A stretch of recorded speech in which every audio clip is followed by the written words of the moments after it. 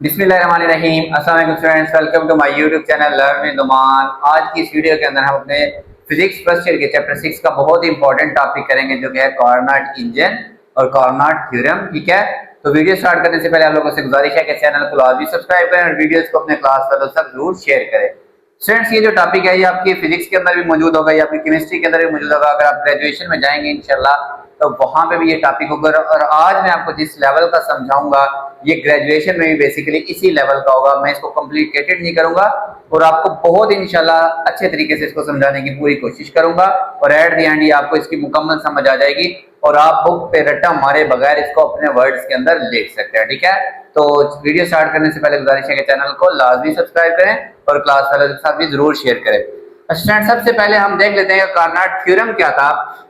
कि कार्नोट ने बेसिकली 1924 के अंदर ना एक आइडियल इंजन बट हाइपोथेटिकली, ये उसने कोई लैब के अंदर नहीं बनाया था, उसने ये सिर्फ पेजेस के ऊपर बनाया है। ठीक है, कि जी थ्योरी पेश की तो ये कहता था कि no heat engine can be more efficient than Carnot engine, कि मैं जो इंजन बता रहा हूं इसकी निस्बत कोई दूसरा इंजन ज्यादा एफिशिएंट नहीं होगा operating between the same two temperature, अगर वो उन्हीं दो टेम्परेचर पे काम कर रहा है जिस पे मैंने काम किया। फॉर एग्जांपल, उसने एक हॉट रेजरवायर लिया, उसका टेम्परेचर था 100 और कोल्ड रेजरवायर मोस्टली रूम होता है तो रूम का टेम्परेचर 25। तो उसने कहा कोई भी दूसरा इंजन जो 100 और 25 डिफरेंस टेम्परेचर पे काम कर रहा है वो मेरे इंजन से ज्यादा एफिशिएंट नहीं होगा। ठीक है, फिर इसी की extended form all Carnot engine operating between the same to temperatures, कि कोई भी कार्नोट इंजन हुआ, हाँ वो एक ही जो उनका जो दो वर्किंग टेम्परेचर है, आपको पता है ना, हम इंजन में एक हॉट रेजरवायर और एक कोल्ड रेजरवायर और फिर उसे क्या लेते हैं, वर्क लेते हैं, ऐसे ही है। तो इसका टेम्परेचर ज्यादा होता है, इसका कम। फर्ज करें इसका 100 है, इसका रूम टेम्परेचर है, तो उसने कहा कोई भी तमाम इंजन जिनका सेम टू टेम्परेचर, मतलब ये वाला टेम्परेचर ये वाला टेम्परेचर सेम है, तो सारे के सारे कार्नोट इंजन का एफिशिएंसी सेम होगी। क्या होगी?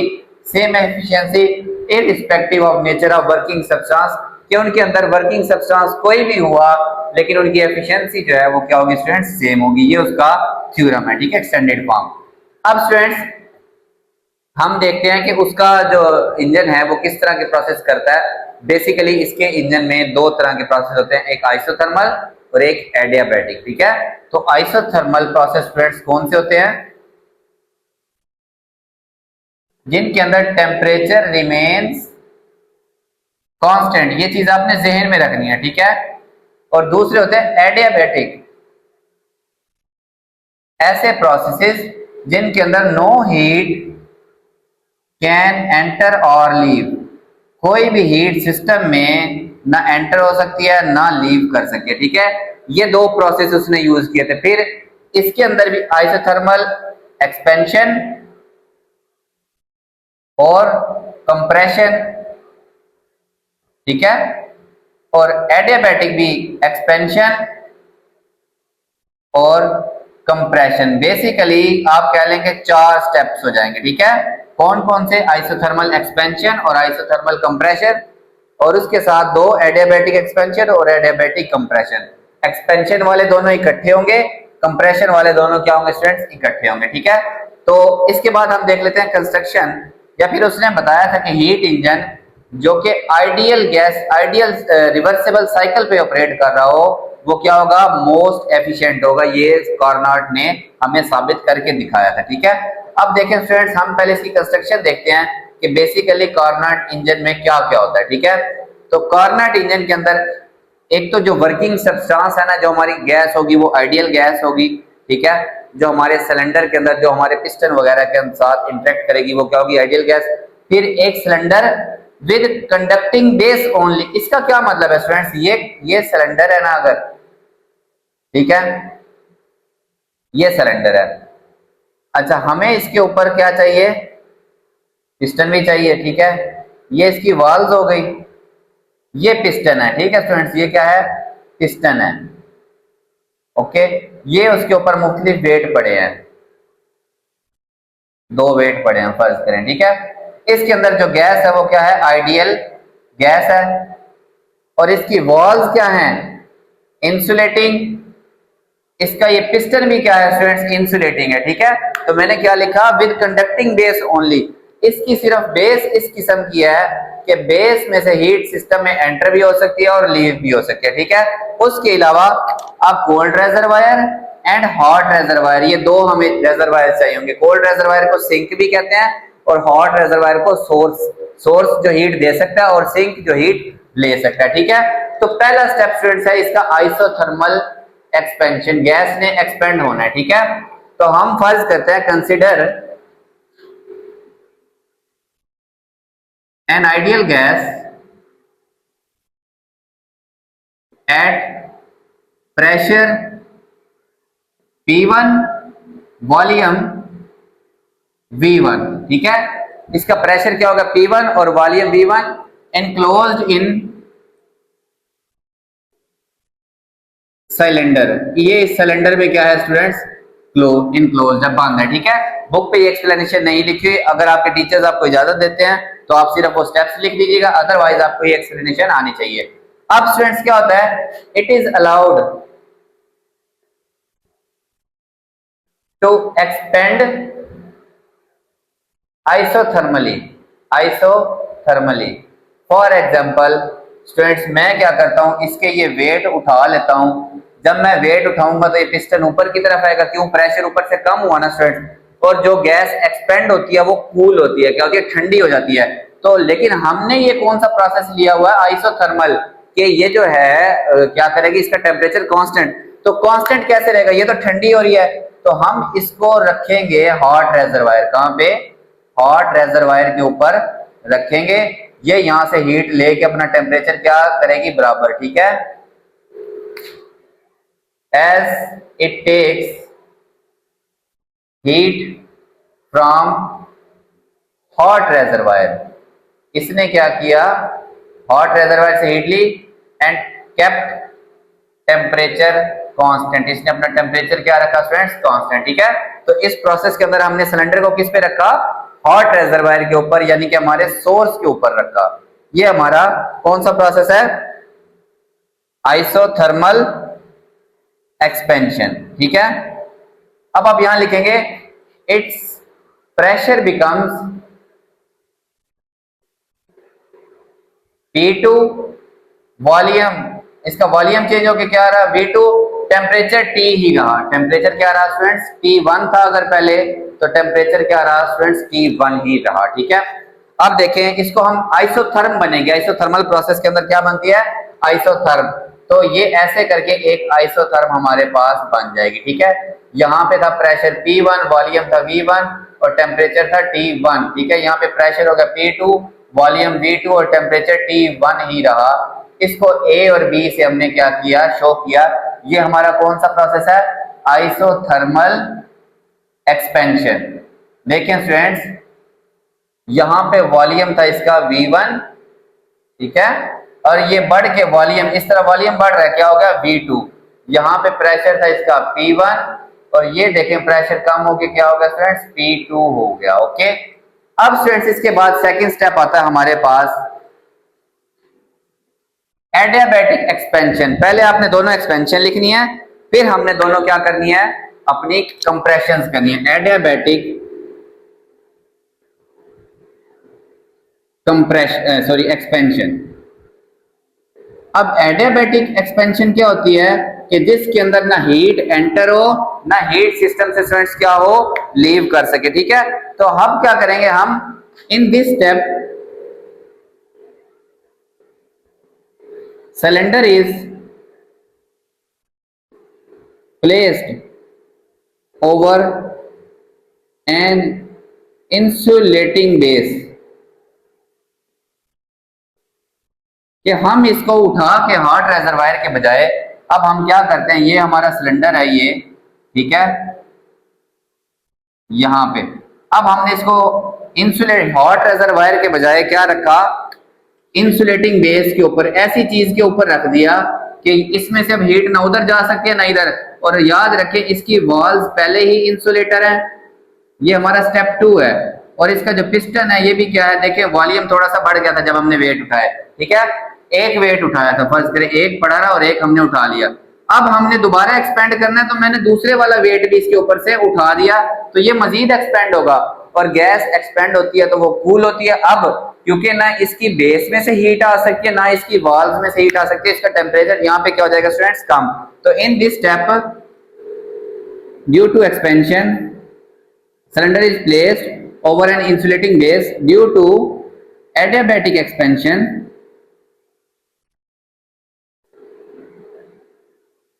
temperature is decreased, ठीक है, टू T2, कम हो गया, कितना हो गया T2, pressure becomes P3 and volume change होके क्या हो गया स्टूडेंट्स, V3 हो गया, ठीक है। पहले हमने आइसोथर्मली उसको एक्सपेंड किया तो हमने उसका टेम्परेचर, क्योंकि एक्सपेंड तो वो होगी लेकिन एक्सपेंड होती है तो वो ठंडी होती है, तो हमने उसको रखा था हॉट रेजरवायर पे, उसने उसके अंदर से हीट ली और अपना टेम्परेचर कांस्टेंट रखा, ये थी आइसोथर्म बनी। क्या बनी, यहाँ पे आप लिख दे ए बी, ये क्या है ए बी आइसोथर्म बनी, ठीक है। अब सेकंड स्टेप के अंदर एडियाबैटिक, हमने उसको नॉन कंडक्टिंग बेस के ऊपर रखा, उसका टेम्परेचर चेंज होकर T2 हो गया, प्रेशर चेंज होकर P3 हो गया और वॉल्यूम चेंज होकर T3 हो गया, मतलब टेम्परेचर चेंज हो गया, ठीक है। अब ये जो है स्टूडेंट्स आपको पता है एडियाबैट आइसोथर्म से स्टीप होती है, ये अगर आप अपना टॉपिक देखें एडियाबैटिक प्रोसेस उसके अंदर मैंने एक्सप्लेन किया था, ठीक है।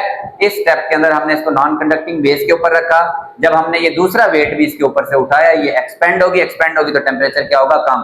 तो ठीक है, एडियाबैट जो होती है वो स्टीपर होती है, ठीक है। ये जो ग्रीन वाली है मैं बनाने लगा हूं, ये एडियाबैट है BC, ये आइसोथर्म है, इसकी स्लोप कम, एडियाबैट की स्लोप ज्यादा। यहाँ पे प्रेशर हो गया P3, वॉल्यूम हो गया V3 और टेम्परेचर हो गया T2, ठीक है। तो as shown by portion BC, ये BC पोर्शन से स्टूडेंट्स हमने क्या किया, शो किया, ठीक है। अभी तक हमने दो स्टेप्स पढ़े, एक आइसोथर्मल एक्सपेंशन और एक एडियाबैटिक एक्सपेंशन, दोनों में एक्सपेंड हो गए, दो वेट रखे, एक्सपेंशन में आइसोथर्मल में एक उठा लें और एडियाबैटिक के अंदर मैंने दूसरा भी उठा लिया। ये वाला दूसरा कौन सा प्रोसेस है स्टूडेंट्स, एडियाबैटिक एक्सपेंशन, ठीक है। सेकंड वाला एडियाबैटिक एक्सपेंशन, ठीक है, सेकंड। तो इसमें हमने इसको नॉन कंडक्टिंग बेस के ऊपर रखा, वाल्व्स और पिस्टन पहले ही नॉन कंडक्टिंग थे, ठीक है। अब जब गैस एक्सपेंड होती है तो वो ठंडी होती है, इसका टेम्परेचर T2 हो जाएगा। तो इस प्रोसेस को हम कर्व BC की मदद से अपने, ये हमारा जो कर्व बन रही है प्रेशर वॉल्यूम, उसके ऊपर क्या करेंगे, शो करेंगे। नेक्स्ट देखते हैं स्टूडेंट्स दोनों कंप्रेशन। अच्छा स्टूडेंट्स देखें, अब हमारा जो थर्ड है वो है आइसोथर्मल। अब हम करेंगे कंप्रेशन, क्या करेंगे, कंप्रेशन, ठीक है। इसके अंदर हम दोबारा, क्योंकि हमने टेम्परेचर कांस्टेंट रखना है और हमने गैस को दबाना है, ठीक है। ये हमारा सिलेंडर है और ये यहां से एक्सपेंड होकर थोड़ा ऊपर आ चुका है, अब यहां पर आ चुका है, ठीक है। तो आपको पता है इसकी वॉल्स तो क्या है, इंसुलेटिंग है, और इसका पिस्टन भी क्या है, इंसुलेटिंग है। तो यहां से ना कोई हीट एंटर हो सकती है ना कोई लीव हो सकती है, यहां से भी कुछ भी एंटर ना कुछ लीव हो सकता है, ठीक है। अब हम इसको रखेंगे स्टूडेंट सिंक या कोल्ड रेजरवायर पे, किसके ऊपर, कोल्ड रेजरवायर। हमने इसके ऊपर अब कंप्रेस करना है, तो जो दोनों वेट उठाए थे अब एक वेट हम रख देते हैं, ठीक है। फर्ज करें एक वेट हमने रख दिया, तो हम कहते हैं in this process gas is allowed to compress isothermally, ठीक है। हमने उसको आइसोथर्मली कंप्रेस किया एट T2। इसका टेम्परेचर यहां देखें, इस स्टेप में T2 हो गया था तो T2 ही रहेगा, टेम्परेचर चेंज नहीं होगा, ठीक है। Heat is sent to sink, system ने जो हीट थी वो कहां भेज दी, इस सिंक को दे दी। देखें पहले प्रोसेस में जो हीट ली थी उसने वो वापस दे दी, ठीक है। क्यों, अब आप कहेंगे टेम्परेचर बढ़ गया, नहीं टेम्परेचर नहीं बढ़ा, दबाने से जो टेम्परेचर बढ़ा था वो जो फालतू हीट थी उसने सिस्टम में क्या किया, सिंक में इजेक्ट कर दी, ठीक है। इट्स प्रेशर बिकम्स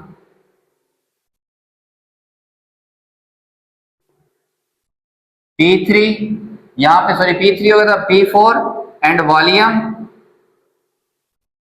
V4, ठीक है। टेम्परेचर T2 ही रहेगा, ठीक है। अब इसको हम कैसे बनाएंगे, ये भी आइसोथर्म है, तो आइसोथर्म की स्लोप कम होती है। आइसोथर्म मैंने रेड से ही बनाई है, तो मैं दोबारा रेड से ही बना रहा हूं, ठीक है। ये हमारी आइसोथर्म है, ये वाली, ठीक है फ्रेंड्स।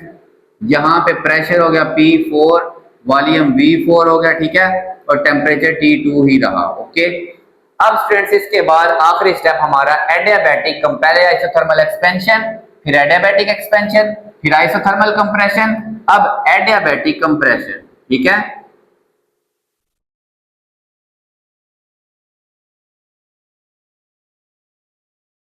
इस प्रोसेस के अंदर स्टूडेंट्स उठा के हम दोबारा सिलेंडर को, cylinder is again placed over non conducting base, ठीक है। नॉन कंडक्टिंग बेस या शीट के ऊपर, किसी के ऊपर रख देते हैं इसको। ये हमारा सिलेंडर है, ठीक है। इसका थोड़ा वॉल्यूम कम हो गया ना, अब हमने एक वेट रखा था, ठीक है। अब हम इसके ऊपर दूसरा वेट भी रख देते हैं, एक पहले रखा था, एक और रख दिया। जब दबाएंगे तो ये गर्म होगा, ठीक है। टेम्परेचर क्या होगा, राइज होगा। लेकिन हमने अब इसको रखा हुआ है नॉन कंडक्टिंग बेस के ऊपर, ये इसमें से हीट बाहर नहीं आने देगी। और वाल्व और पिस्टन आपको पता है पहले ही क्या है, इंसुलेटर है, तो इसका टेम्परेचर दोबारा बढ़ के क्या हो जाएगा, T1 हो जाएगा। पहले कम होकर स्टूडेंट्स T1 से T2 हुआ था, यहाँ पे T2 ही रहा। अब दोबारा टेम्परेचर बढ़ के क्या हो गया, T1, ये अपनी पहली हालत के अंदर वापस आ गया। वॉल्यूम एक बार यहाँ पे बढ़ा था, फिर बढ़ा था, यहाँ पे हमने कम किया। इस स्टेप में दोनों वेट रख के दोबारा इसका वॉल्यूम V1 और प्रेशर क्या हो गया, V1 हो गया, ठीक है। इसको हमने नॉन कंडक्टिंग बेस के ऊपर रखा, वॉल्यूम डिक्रीजेस टू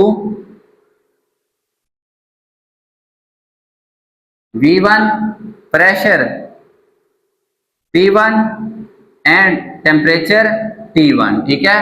तो it returns to its initial stage, ये अपने असल स्टेज के अंदर, पहले वाले स्टेज के अंदर स्टूडेंट्स क्या हो गया, वापस। तो ये जो, इसको हम किसे शो, ये हमने शो की कर्व का पोर्शन CD, ठीक है, ये आइसोथर्मल कंप्रेशन, और it is shown by curve DA। दोबारा से पहले एक A पोजीशन के ऊपर स्टूडेंट्स ये क्या हो गया, वापस आ गया, ठीक है। तो ये वाला जो है, ये हमारे पास आइसोथर्मल एडियाबैटिक कंप्रेशन है, ठीक है। ये दोबारा हमारे पास पहले वाले पोर्शन के, ग्रीन से बनाते हैं इसको, ऐसे करके। ये पहले वाले एडियाबैटिक पोर्शन में, एडियाबैटिक कंप्रेशन के बाद ये क्या है, एडियाबैटिक कंप्रेशन, ठीक है। ये शब्द वाली एडियाबैटिक एक्सपेंशन, ये वाली आइसोथर्मल एक्सपेंशन, ये वाली आइसोथर्मल कंप्रेशन, ठीक है। यहां पे वॉल्यूम लिखा था, यहाँ पे वॉल्यूम हो गया था V3, अब दोबारा वॉल्यूम हो गया V1। यहाँ पे प्रेशर P2 हो गया था, यहाँ पे हो गया था P3, यहाँ पे हो गया था P4, और दोबारा क्या हो गया स्टूडेंट्स, हमारे पास P1 हो गया, ठीक है। तो सिस्टम अपनी असली हालत के अंदर वापिस आ गया। अच्छा स्टूडेंट्स, अब आपने नोट किया हो ना, ये चार इसके स्टेप कंप्लीट होने के बाद आपने क्या चीज नोट की, ये आपको बड़े अच्छे से आने चाहिए। आप चाहें तो सिर्फ बुक वाला पोर्शन लिख सकते हैं, ये आपको बनाने की जरूरत नहीं है। लेकिन ये आप याद रखें, ये जो टॉपिक है ग्रेजुएशन के अंदर भी आप यही वाला लिख सकते हैं जो मैंने समझाया, ठीक है। अब इसके अंदर स्टूडेंट्स थर्मल और मैकेनिकल इक्विलिब्रियम जो है ना, वो दोनों मेंटेन रहे, इसलिए जो सिस्टम है ये परफेक्टली रिवर्सेबल है, ठीक है। और एक चीज आप नोट करें, इसके अंदर सिस्टम की इंटरनल एनर्जी में कोई चेंज नहीं है, ठीक है। सिस्टम जब अपनी असली हालत में वापस आ जाए तो हम कहते हैं कि इंटरनल एनर्जी में चेंज क्या है, जीरो। डेल यू क्या है, जीरो। तो जितनी भी उसने हीट अब्सॉर्ब की वो किसके इक्वल है, वर्क डन के। तभी तो ये मोस्ट एफिशिएंट सिस्टम है, क्योंकि हमारे पास जो फर्स्ट लॉ ऑफ थर्मोडायनेमिक्स है वो कहता है heat is equal to work done plus change in its internal energy, ये पहले लिखा होता है। लेकिन जब ये जीरो आ गया तो Q किसके इक्वल आ गया, W। तो W को हम लिख सकते हैं, ये जो Q है ये किसके इक्वल है स्टूडेंट्स, ये Q बेसिकली Q क्या है, heat absorb, Q1 minus Q2, Q1 minus Q2, ये हमारे पास वर्क के इक्वल होगा, हीट अब्सॉर्ब, ठीक है। इंटरनल एनर्जी क्या होगी, जीरो। ये डिफरेंस है सिस्टम की, पहले क्या एनर्जी थी माइनस Q2, सिस्टम की बाद में क्या एनर्जी थी, मतलब हॉट रिजर्वायर की हीट और कोल्ड रिजर्वायर की हीट में जो डिफरेंस है वो किसके इक्वल है, हीट, और यही किसके इक्वल है, वर्क के इक्वल है। अब स्टूडेंट्स आगे से मरीज इसकी एफिशिएंसी देखते हैं। मैं रिपीट कर देता हूं, देखिए इंटरनल एनर्जी में चेंज क्या आया स्टूडेंट्स, जीरो, सिस्टम अपनी असली हालत में वापस आ गया था, ठीक है। वो जो कर्व बताती हैं आइसोथर्मल, एडियाबैटिक, आइसोथर्मल और दोबारा से एडियाबैटिक, तो ये बताते हैं सिस्टम दोबारा अपनी असली हालत में वापस आ गया, तो इंटरनल एनर्जी में चेंज जीरो, ठीक है।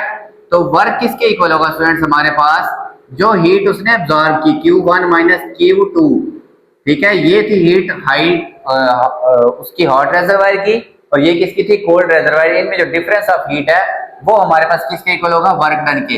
अब फर्स्ट लॉ ऑफ थर्मोडायनेमिक्स कहता है हीट किसके इक्वल है, डेल यू प्लस डब्ल्यू। जब ये चीज है ही जीरो तो क्यू किसके इक्वल है, डब्ल्यू, और डब्ल्यू किसके इक्वल है, जब क्यू की वैल्यू क्या है, Q1 माइनस Q2, तो डब्ल्यू, ये क्यू की वैल्यू क्या है, Q1 माइनस Q2, ठीक है, ये हमारे पास वर्क डन आ जाएगा। अब किसी भी सिस्टम, अब बात तो हमने की थी ना एफिशिएंसी की, तो सिस्टम कोई भी एफिशिएंस होता है, एफिशिएंसी ऑफ सिस्टम हम लेते हैं आउटपुट डिवाइड बाय इनपुट, ठीक है। तो आउटपुट क्या है स्टूडेंट्स, हमारा वर्क, और इनपुट क्या है हमारे पास, Q1 सॉरी। स्टूडेंट्स जो W होता है ये क्या होता है, वर्क डन, और Q1 क्या होती है, हीट एनर्जी, ठीक है, हॉट रिजर्वायर से आने वाली एनर्जी जो हमारा सोर्स है, ठीक है। अब वर्क हमने अभी निकाला Q1 minus Q2 divided by Q1 as it is, ठीक है। अब आप याद रखें ये हमारे जितने भी प्रोसेसेस होते हैं इसके अंदर हीट डायरेक्टली प्रोपोर्शनल होती है एब्सोल्यूट टेम्परेचर, टी का मतलब क्या है, एब्सोल्यूट। इसको हमने किस में लेना है, केल्विन, किसके अंदर लेते हैं, केल्विन।